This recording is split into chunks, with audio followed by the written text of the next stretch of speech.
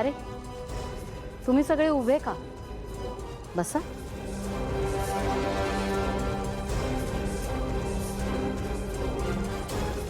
सगळ्यात आधी आयोजकांनी मला एवढा मोठा पुरस्कार जाहीर केलाय त्याबद्दल आयोजकांचे मनापासून आभार. पण माफ करा, मी हा पुरस्कार स्वीकारणार नाही.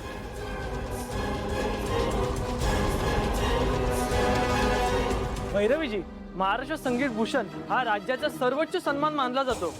मग नाकारण्यामागचं नेमकं कारण काय? मॅडम, इतकी वर्ष झाले तुम्ही संगीत विश्वापासून दूर का होतात?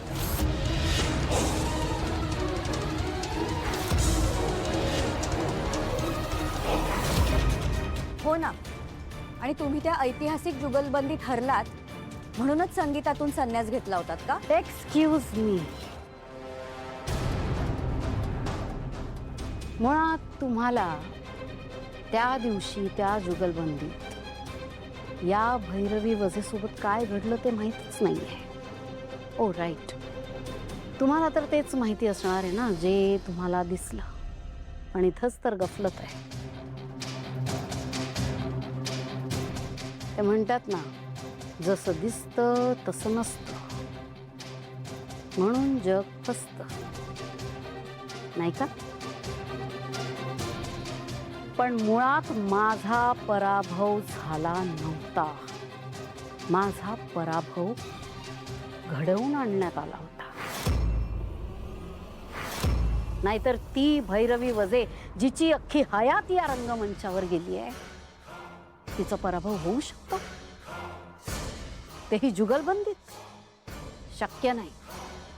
पण त्या दिवशी अतिशय हीन दर्जाचं कटकारस्थान करून माझ्यावर नसते आरोप लावून नको नको ते आळ घालून मला बाजूला करण्यात आलं. मला कुठं तोंड दाखवता येणार नाही अशी गत केली माझी सगळ्यांनी मिळून. आणि तुम्हीही त्या फसव्या प्रकाराला